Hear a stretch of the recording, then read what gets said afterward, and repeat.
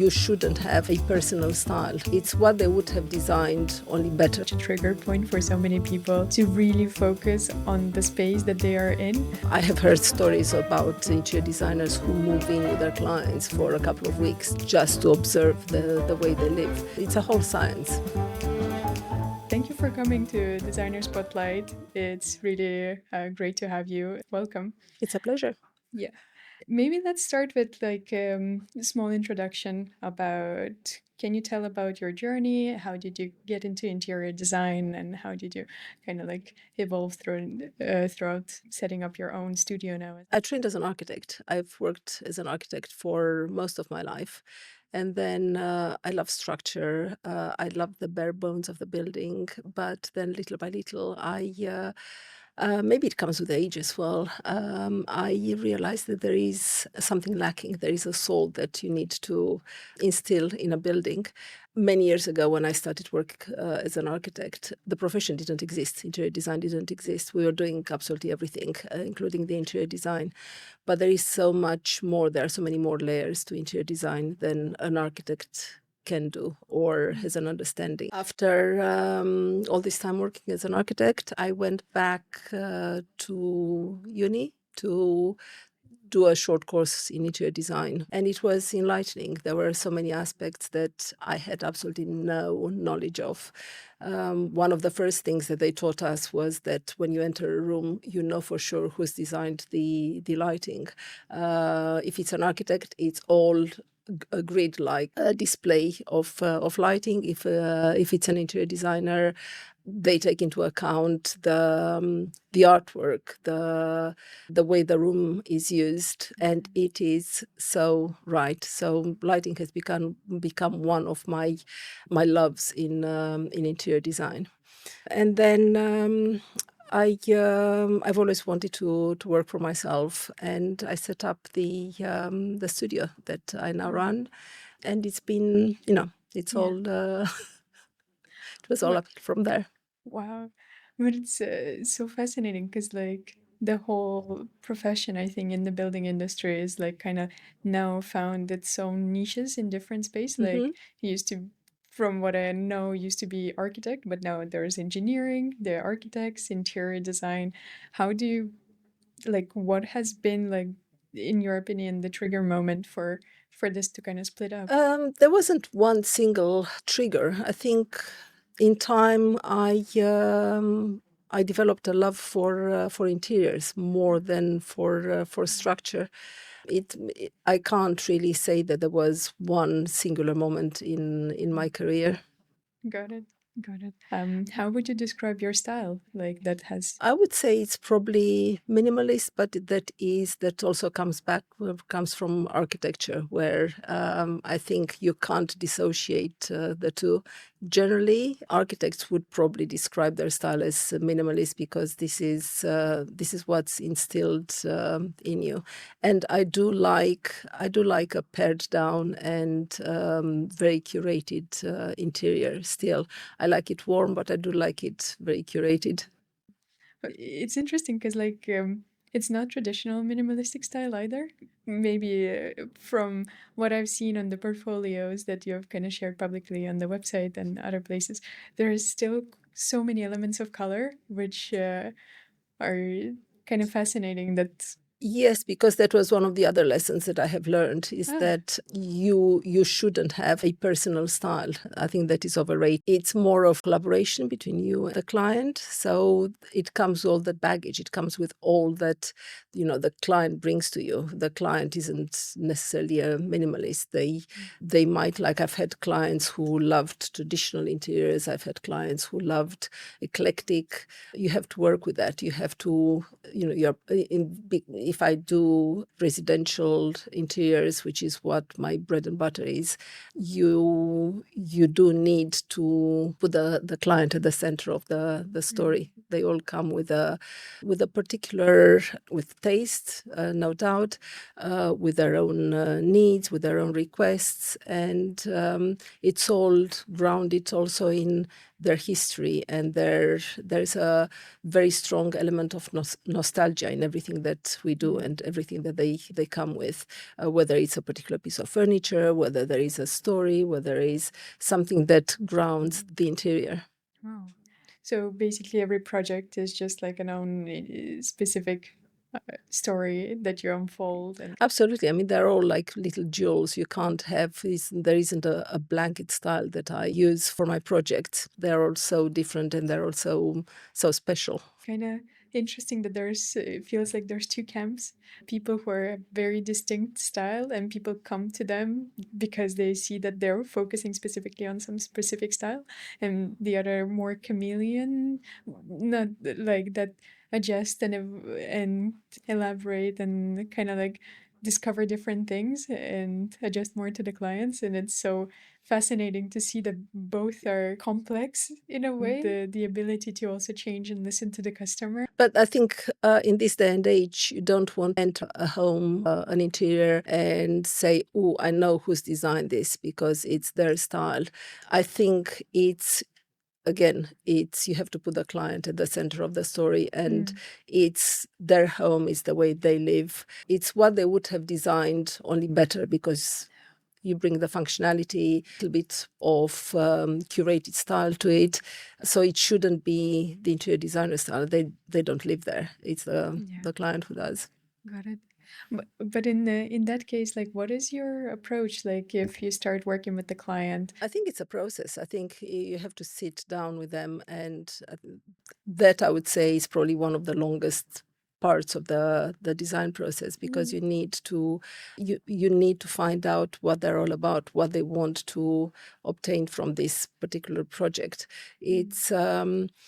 It's a voyage of discovery, and very often they're not able to articulate what they want. I had a client once who said she did not want color in her interior, and looking at her Pinterest board, there were every single image had a little flash of turquoise in it, whether it was a turquoise tile or it was a splashback or it was just a little accessory. But she didn't see that herself. It's more a discovery process, and you need to take the time to find out the stuff that they say and the stuff that they don't say. And then because it's the way they use the spaces has become so ingrained into them that they very often don't realize that what they like, I don't know, is to have the toothbrush sat on the by the side of the sink. You'd automatically want to put everything away and design an amazing cupboard for them. But they know what they do want, and what they do need is something totally different.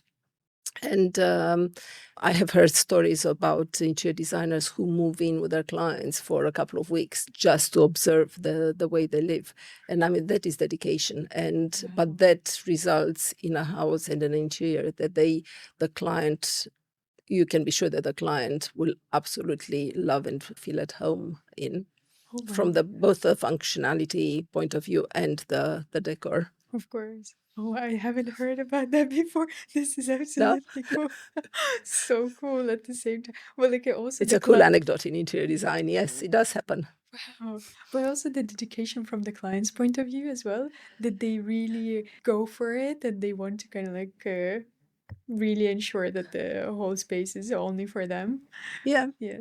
I mean, very often the clients design a house for life. I mean, there are clients who flip houses, and they live for 3 to 5 years in a place, and then they want something new. But then there are clients, their forever home, and they want to make sure that what they get is what addresses their needs, not just at that moment in time, but when their kids are teenagers, when their kids are adult, when their grandchildren arrive.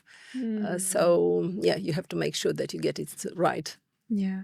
Oh, wow. But do you see that there's more people who are tending now to move more frequently and just more like in the process of like every 5 to 7 years, they're kind of like, okay, let's put it on the market, let's get something new? I think there's more of a don't move, improve kind of lifestyle these days for many, many reasons, because it's expensive to move, because of stamp duty, because of many other reasons, but also the fact that once you do like a space, Yeah. you know that you can improve it. You can dig down and create a basement. You can extend into the loft. You can create an extension. You can recarve. And that came as a result of the pandemic, Yeah. where people did not extend, but they recarved their interiors, creating a little bit a move away from open plan, because they all realized that they wanted their little bit of territory that they could claim as their own, a little studio, a little office, a little, getting away from the children who are being homeschooled. And I think that trend has continued. Also, I think people have discovered the advantages of having a more luxurious, say maybe master bedroom, and they're sacrificing a second bedroom just to have an ensuite bathroom and a dressing room, because they want that extra luxury in their life. But it's interesting that you mentioned COVID because I've heard from my surroundings and like kind of observed myself as well that COVID was such a trigger point for so many people to really focus on the space that they are in. And do you think it was it like industry wide then that people are actually like kind of starting to recognize like, oh, I actually like this, but I want to change that, and I don't want only four white walls. I want something like more interesting. Yeah, it kind of like what would be your observation in that? Yeah, it is very true. I mean, Okay. people were using their homes prior to COVID just to come, have dinner, and sleep, and then start all over again. We all have busy lives. Yeah. They were spending so much time outside their home that COVID really created this focus on their home environment. Part of it was created out of a need, like I say, that they wanted a little space where it was quiet to work from. Part of it was the fact that they spent so long at home that they, staring at their four walls, and they had time to think about what their home needed to make it a little bit more personal. And so there was a lot of work after COVID because of that, just like there is a lot of work after summer holidays, because people are on holiday and they discuss their home environment and they think, okay, so when we go home, would it not be nice if we address, I don't know, a lick of paint at the most basic level, create that extension, redo the kitchen. September always brings its own challenges because it's always very busy. That's what I've never thought of because I know the huge season is the February for the spring cleaning and like preparation for the works in the summer, but it's really cool. Which It is a challenge because they think about it in August. In September, they want to implement it, but they also want it ready by Christmas. So it doesn't really work that way. But I want it here and now. yeah, exactly. Oh my I god. think people don't generally have an appreciation of how long the whole design process takes. But can you elaborate a little bit more about it? Like which parts and how long does the whole project usually take then? Even if we are talking about how long it takes a designer to come Yeah. up with ideas and come up with options based on what the client wants, down to refining them and then ordering all the finishes and furniture, which can take, depending on where they're being ordered from and whether they are custom made or whether they're off the shelves, it can take between 6 weeks and 6 months to have something made. So I don't think the general public appreciates just how long the whole process can take, just sitting down for a conversation with a client, and then they come back to you and they say, oh, well, I thought about what you've asked me. Can I add this into the mix? Mm. Part way, and I'm not even talking about clients who partway through the design say, oh, by the way, could I also add a, I don't know, toilet under the stairs because we don't have one on the ground floor. And then the whole project changes. So, it's a process. Because you also like make sure that all the kind of structural things should be ready and work, and And yeah, and and that the takes time. services, and Yeah, yes, especially with the and coordinating with building. contractors on site, and then the plumbers and the electricians to make sure that everything can be set up in the same in the way that it should be, just to create that end product. Yeah, yes. Especially with like plumbing and all this type of stuff. Mm. It's very complex to actually get it. Wow.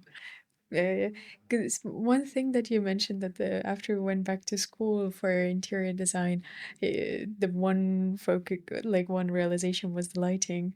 Um, how do you think like this? Because I hear that over and over again, like depends on like different layerings of the lighting. Can you explain what does that really mean? I think when we discovered, maybe 20 years ago, the advantages of overhead lighting and having a grid-like style of downlighters rather than that central pendant that was everywhere in our homes.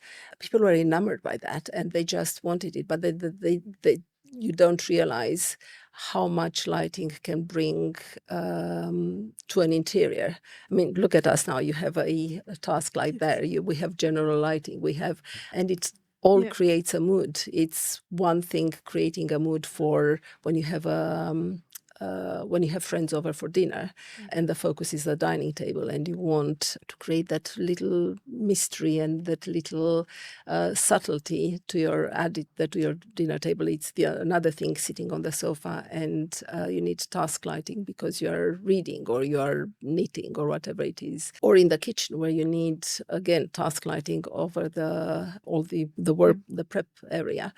So it's all these added layers of lighting that create. I mean, you can have the dullest decor in your interior, and the moment you add very clever lighting, it totally changes. It's actually It's like having the yeah, same yeah, outfit, but with bringing a accessories. spark. Yes, Yeah, with jewelry or accessories. yeah. It's that kind of analogy.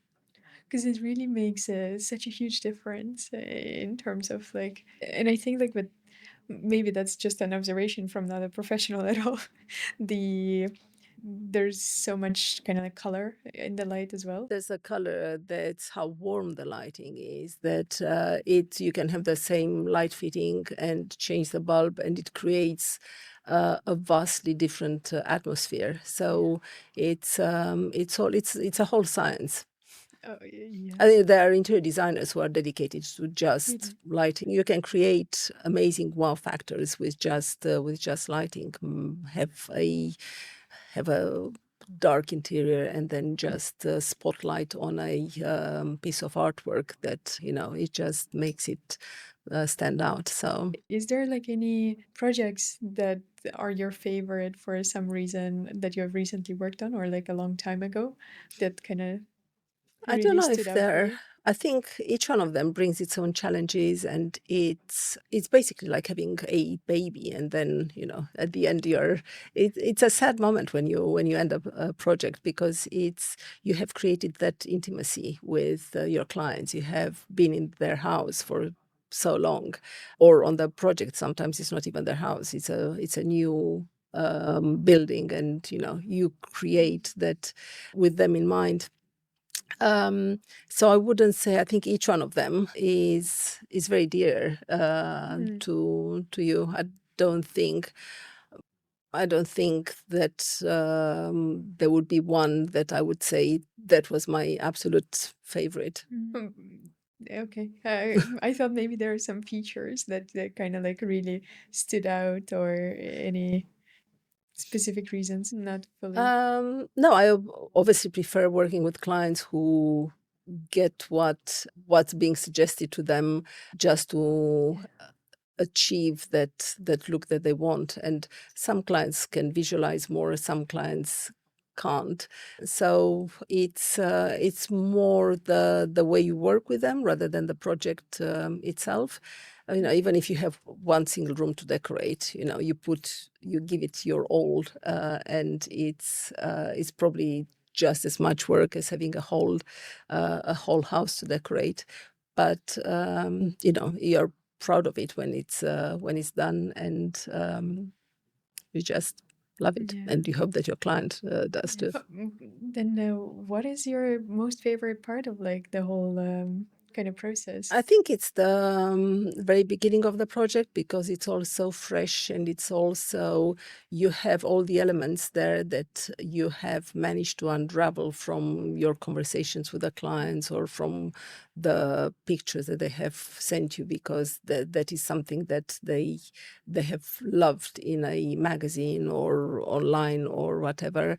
And it's you are trying to put that onto, as it were, onto paper, and it's the probably the concept stage where you've either nailed it or you haven't. I mean, you can turn up for your meeting, your first or second meeting with your client, and say, I think based on what you have told me, this is what you're going for. Hmm. And they would shake their head and say, no, this is not, because they couldn't articulate it, or just Yeah. because I didn't get it.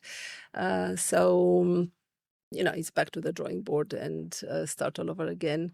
But I would say it's that getting that, following that thread and managing to work with it in order to create something that they say, yes, this is it. Let's work. Let's work with this. After that, it's all down to detailing and making it happen.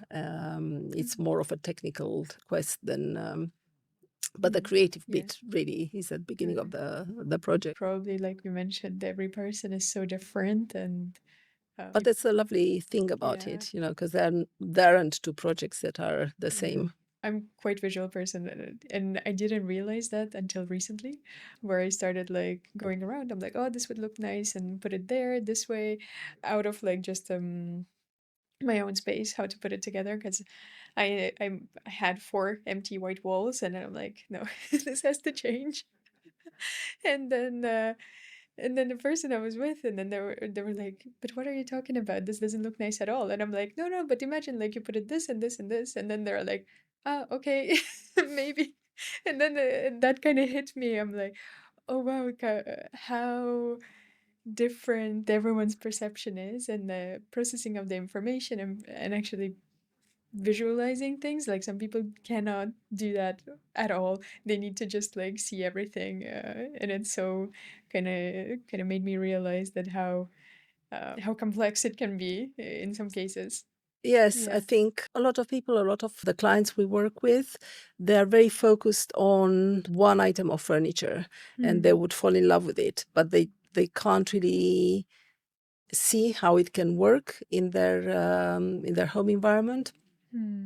And I think this is something that, or one of the things that interior designers need to be good at, to make it part of the story. And to, I think storytelling generally is a great asset as to how all the little working cogs work together in a project. But what do you think? What is like the key to a successful that relationship with the clients that kind of really make it work? It's more probably, I advise them when they have to work with contractors. A lot of it is down to personality, and you don't know until you sit down with them. It's like with your friends. There are certain people that you can be friends with, and certain people that you can't. I was left with amazing friendships from some of my collaborations with my clients. Just like I have had clients who, they wouldn't, once the project was done, I was happy it was done, I was proud of it, but there wasn't a relationship that I would necessarily have continued with. Yeah. And During the working life of the project, it's probably collaboration, as long as they know how to, or they understand how to collaborate, and it's a strong mutual appreciation, and they know that they need to invest time in the project. It's not, we are not magicians. We can't come up with all the solutions. We need to know what they think about a suggestion. I think that was probably collaboration is probably the most important thing in a relationship with a client. Nice. And respect. You have to respect their taste, and in the same way as they have to respect the knowledge Expertise. that we come with to the table. Oh yeah, it's there's it kind of is the common theme that I hear also, but also like that the builders are on site as well who have expertise in completely different things as well, and kind of like it's always such a juggle of all the different very strong opinions, and rightfully so, Mm. but kind of like really pulling that all together and open conversations and really kind of making it work. It's yeah, in a way, kind of when you're putting different when you have a new client and you're kind of going through like the different meeting them, what are the different principles that you usually follow when you're putting a space together? Well, first comes functionality. I would say functionality of the way you use and you move through a space. Storage is a huge component. Where does it go? And lighting. So after I've nailed those down, I think we can sit down and talk about all the other details that need to go to the space. Functionality is the main thing. You can't, you can put the most amazing wallpaper on the wall. You're not going to notice it. If you're from your bed, you can't reach the bedside table, or it's not. You can't move around the space. You put a dining table so big inside a room that you can't move around it. It's going to ruin the space. The So yeah, parameters. Yeah. maybe because it comes from my training as well. But I think functionality is, and very often clients don't understand that when you think about an interior designer, or when most people think about an interior designer, they think that all we do are fluffy cushions and frilly curtains. So I think it's also part of the education that they need to, or we need to instill in them, as to what there's so much that is happening behind the scenes, all the collaborations, all the site meetings, all the instructions to the builders, all that. It's a part that they don't see. But what it would be then in this case that you wish clients would know before they would kind of like enter into that working relationship? Probably precisely that it's not just the fluffy stuff that we do.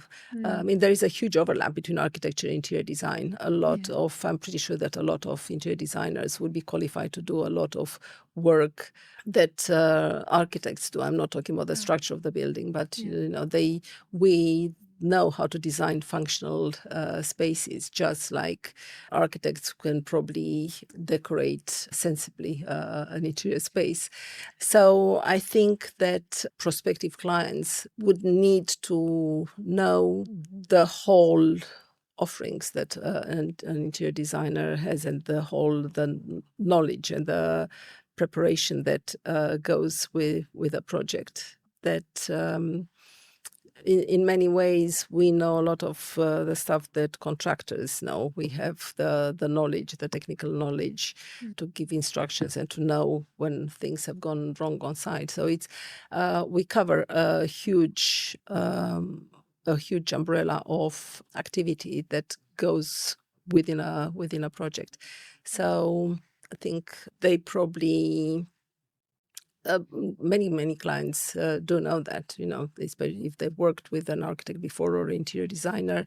They have friends who have done so, but many come very, very green to the table, and they Yes. they don't know. Yeah. Because I think that there's still, unfortunately, like that really tough. preliminary perspective of on the interior design, that it's only like the beautiful things that you put together and that's it. But I'm like learning that there's so much more from like the functionality and the design and the usage and the space as well, because I think like especially in London when the houses are not very big, to Yeah. become really creative to find that space and put it away, it's really like the regular person cannot do it. And, There's that. An interior designer generally would. There's a lot of added value that they can bring to a space, and make the space and the design, give it longevity. We don't overall, we don't design with trends in mind. There are often very expensive mistakes that clients who want to decorate their own spaces make. Either, I don't know, choosing the wrong fabric for their upholstery. It gets ruined within a couple of weeks because it wasn't, it wasn't strong enough. yeah. It wasn't, or it wasn't fire retardant, or they put. They make curtains out of silk, and then it gets ruined in the sunlight because and so on. So these are just little examples, but I think it's just the overall design and the functionality of a space that they might buy a bed that is way too big for the space, because they always dreamt of having a super king bed, but the space only affords A a queen small size. double. So there are mistakes that we help them avoid, and paying an interior designer a fee, they recoup that out of from making all those mistakes. Mm. Well, it's kind of like really, and those small things that Mm, usually add up, they are the annoying parts as well in the space. You're like kind of always like either bump yourself into something, or it's yeah. like the space really doesn't work. Using unsuitable Yeah, finishes, yeah, using indoor tiles outside, they get ruined the first frost of the season. There are many examples. These are just from past projects that. yeah. But I think, but thank you for providing those examples, because this is kind of like where I think what kind of makes people realize as well that there are so many different details in every part of it that comes into the space. But Yeah, yeah. and just the way a space feels. One of my bugbears are sightlines. You walk into a space, and you have a wall or a door right in front of you, rather than the space opening up. The eye needs to be led somewhere, whether it's from the front door you see the garden and it just opens up the space, or it leads up to an interesting artwork at the end of the hallway, rather than all these things need to be, and they're not particularly functional things. The space can still work without this being, but it adds to the way you feel when you enter someone's home, or any kind of Mm. it can be a commercial space as well. Yeah. So these are the more unseen benefits of using an interior designer, but they're still there, and I think many people don't realize them. Yeah. And it's also that there is so much, and now more studies kind of coming out as well from academic point of view, that how a space can affect mental health as well. That is so true. Yeah, and it's I love that people are starting to pay attention more to this, and kind of like really thinking through and connecting back to their own feelings, and kind of really understanding themselves throughout the space as well. So it's like a very like a fascinating space, Mm. how things kind of go in circle again. But yeah, but you also mentioned that commercial spaces, and you're one of the few people, I think, few studios that kind of like combines both residential and commercial. How do you see, like, what are the biggest differences in approaching residential design versus the commercial, and also like from the probably the project point of view as well. Residential has that intimacy, has that smaller scale, is more like a very intricate jewel. So what you don't get is that wow factor that you get in commercial spaces. In commercial spaces, this is what you're aiming towards. Whereas in residential, it's that small scale. I would say residential projects, if I were to have a music analogy, are very quiet.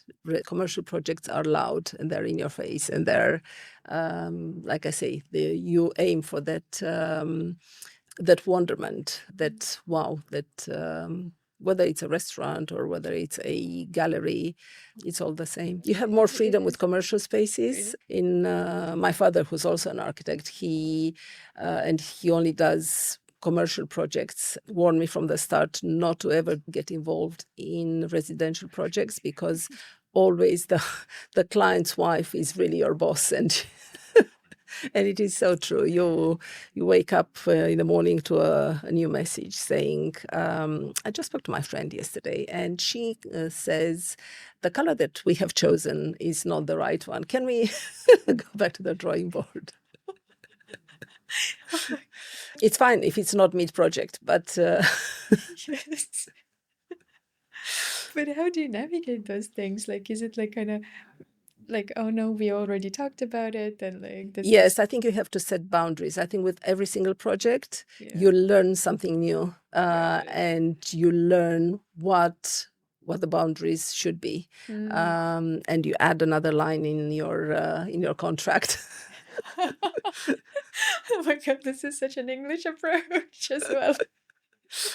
Oh, I love it. You have to talk. You have to So, set expectations from the start, and you have yeah. to. Ultimately, it becomes more expensive for the client if there are delays in the timeline, the budget. If you already painted and you have to repaint, it's literally you can extend the project, but it will cost money, both for the contractors being on site, but also in new finishes, whatever. So No, yeah. Oh, it's set definitely expectations. yes. Wow. But in the commercial spaces, like that's kind of like where the creativity, I guess, then flows when you say that there's more freedom. I How? think there's more freedom. I think clients overall trust you more. They come to you because they already know what they expect, that you can handle that type of project. It's interesting that you're saying the wow factor because it really now maybe because you said it, it really pays attention. It's the space needs to be memorable, Needs to be always. memorable. Yeah. In a residential space, they know that they live there with the details that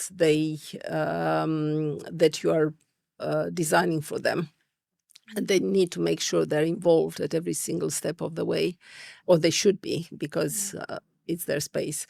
In commercial projects, less so, because it's less personal. Yeah, yeah.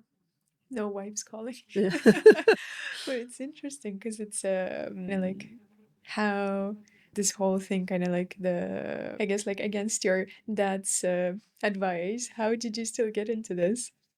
It wasn't didn't make a conscious decision. I guess that I was always interested in the details. As a child, I wanted to become an archaeologist because I was all about the details, and not so much about the history side of archaeology, but the fact that, I don't know, I always found it fascinating, the fact that from little fragments of unearthed, I don't know, they can be vessels or jewelry or whatever, you can piece together someone's lives. And I remember looking at archaeologists dusting off fragments of Roman pottery on an archaeological site, and thinking, wow, I would love to do that. But again, it was all about what was being conveyed across the centuries, and what you could, or this enigma you could unravel from little snippets of information. And it's the same now, although the client is there and they can tell me what they would like, the objects that they choose, the spaces that they choose, the colors. It's also personal. That I think there is correlation there between the two. So it was always about the details, which you get a Yeah. lot more of in a very intimate space, like Yeah. a residential space. But also, like, is there's also like you mentioned the travel, and people bring little souvenirs, or they like to collect some different things that kind of really add up to the space as well. And it's kind of like embedding all those different parts of the people's lives into their home. Yeah, And, like I say, yeah. it's all about the storytelling. You enter a space and or you should be able to tell what that family's interests are, whether it's dance or travel or reading. They have bookshelves and bookshelves of books. Where they come from. They have artifacts. That this is what they're all about, and you have to design with that in mind. I remember the friends of mine house. They used to travel with their family all over the place, and one of the things that the dad had a thing that they did every time was to collect a piece of art Hmm. that they would just ship out, and it was like collection of different pieces of art from like an unknown artist, but it was like just local artists, and it was like the whole house was full of different paintings or different souvenirs or different parts, and I found that it was so fascinating because it was a merging of all the different cultures and the traditions, and it was a modern home as well, so it was kind of like their own take on it, on the whole kind of like space itself, that kind of really immediately set the tone of what the Yes, that is a very good yeah. example. It's what you they have had built their home around Yeah. that fascination that they have with foreign Mm. artwork, Yeah. and that becomes the centerpiece. Everything else is just a second fiddle to what their main interest was. Yeah. Wow. Interesting. But do you then do you still fulfill your passion of the archaeology and and Sadly, no. no? Only in as much as I do love vintage furniture. So I think Ah, it has its place in modern interiors too. It can become a centerpiece. Very often our clients have particular heirlooms or a piece of furniture that has been passed down through generations, and you work with that, and then you layer the interiors starting from that. It's one of the first questions that we ask. What furniture do you want to bring in the new space? It's not very often that they start with a clean slate altogether. You start from zero. That's not the case. They always have something that is personal to them, and very often it is furniture. Or if they don't have it, I strongly encourage them to find vintage furniture that they can work with, or recycle furniture, or because it adds warmth to the space. It prevents an interior looking like you have gone through a catalog and ordered absolutely everything overnight, and it's all brand new and shiny. It's Yes, it does add layers to an interior. oh, wow. Do you suggest that to your clients in a way to like go specific places or Yes, well, there are quite a few places, and there are more and more these days yeah, of places that offer recycled that's so vintage furniture. If you're yeah. lucky enough to find yourself somewhere in Europe, in France, in Spain, Italy, they have loads of local market in villages where they have amazing furniture at a fraction of the prices that Oh you'd yeah. get it here. Oh yeah. So Oh yes. I was actually surprised. Last year I was in Brussels, and by accident, Brussels is another example. yes, Yes. I was fascinated. They had literally a part of the like a quarter of the city Hmm. that was just vintage markets, Yes. and really cool ones as well, with lots of different. And I think it was a moment, very big moment for different candle holders, Mhm, especially the. I think it's the George Jensen, or mhm. the one that is kind of like stacking up different parts. And they one store was just purely focusing on that, and I'm like, oh my god, this is so cool, the way that the amount of you step into it, you already Yeah. feel this. Yeah, it's really cool, but interesting. Like that's kind of like also comes from different cultures, I guess. The way that people cherish the heirloom of their family and the Yeah. different. It's also, and if they don't have a heirloom, it's Yeah. also a way of introducing sustainability in their interiors. And I think it's become more and more a thing, because it's a lot more, people are more aware of this, and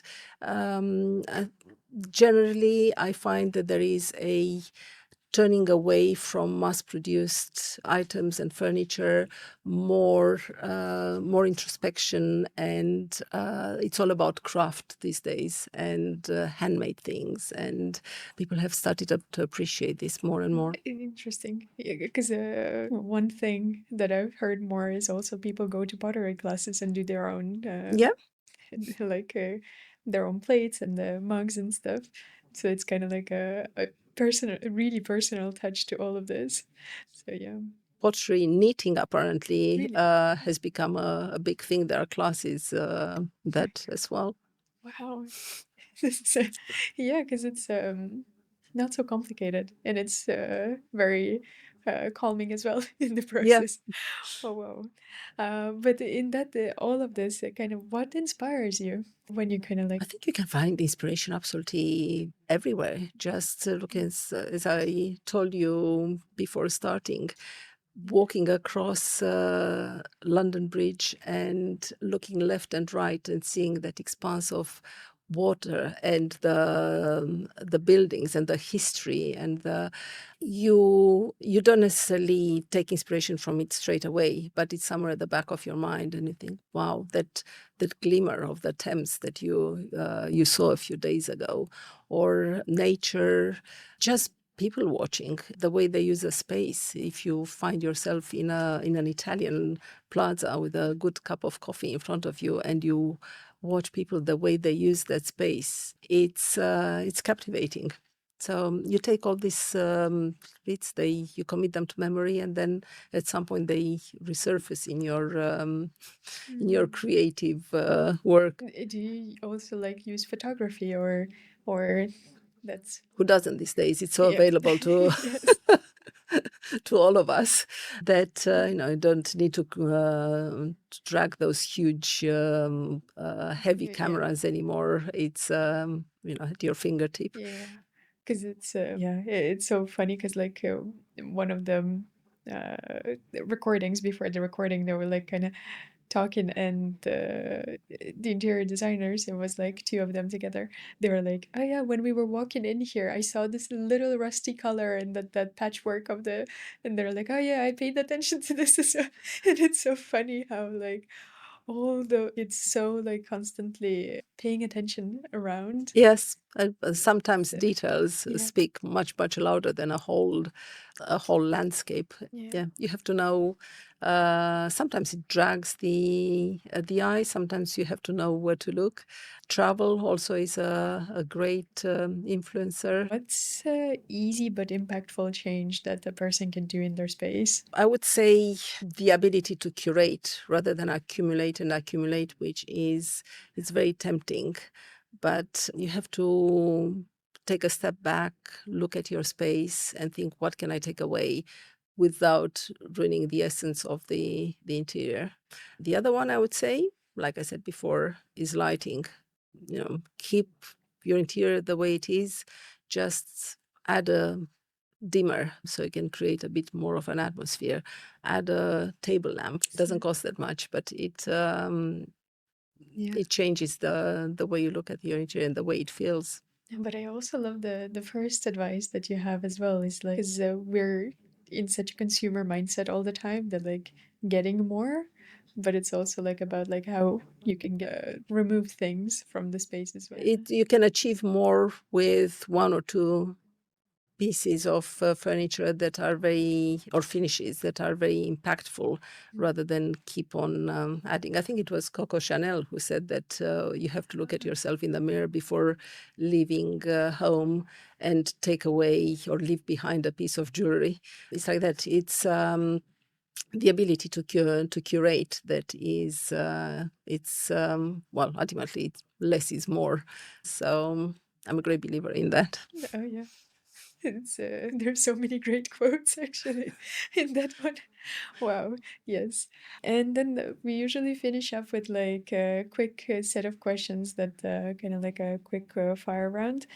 What's your favorite piece of furniture and why? Most probably the dining table, because it's what brings a family together. It fulfills so many roles. It can be a desk. It can be, sharing a meal. It's I think it's at the center of the home. It's actually so true. I used to do my own homework at the dining table, just between the, yeah, statement lighting or statement furniture. Lighting all the way for all the reasons mentioned before. I was like, well, there's probably no point asking this one. If your design style would be a cocktail, which one would it be? Which one would it be? Probably a martini. I find everything very satisfying about the shape of the glass. It's a very minimalist cocktail. If it's well done, you can draw it down to the essence and have just very chilled shot of gin with a bit of decoration on top. But it's all about the glass. Beautiful glass. It is. What's the first thing you notice when you walk into someone's room? Most probably, I would be looking at sight lines. Have I got a wall that is straight in front of it? Does it feel claustrophobic? Is the space opening up? Very probably, yes. What do I see from the front door? I can tell a lot about the whole space just from that first impression. And I think like also like the front door, if the house feels welcoming or not. That is so true. Yes, the path leading up to Yeah. the front door. Does the path match the vibe of the front door, or are they disjointed? Yeah. Have you got a Victorian path, but then a very modern door? That would Yes. be a no-no. Yes. Oh wow. And the last one is like, what's one piece of advice you would give to someone styling their own home? Most probably, Do not don't, style their don't. own thing. But if they really had to, probably, like I said before, curate, take it down to the essence of the space. Layer fabrics, layer textures. Yes, avoid clash of patterns. I mean, there will be a lot of advice, Yeah, yes. yeah. But it's actually really interesting how like textures change it, but I think it's quite complex to a non-trained eye to actually understand it. Would fall back to don't. I think don't would be my first piece of advice. But also I'm a Virgo, so I do love giving advice, unsolicited most of the time. Sometimes it's good. Makes people think as well of like what they're kind of getting themselves into. Mm. Really appreciate you taking your Well, time thank you and very coming much for on. having me. Yes, and it was such an interesting conversation of like actually taking completely different toll on the interior design and how there's so many different things that it's even beyond like the structure and everything else. More about the feelings as well. Yeah. No, thank you very much for having me. Thank It's enlightening. you.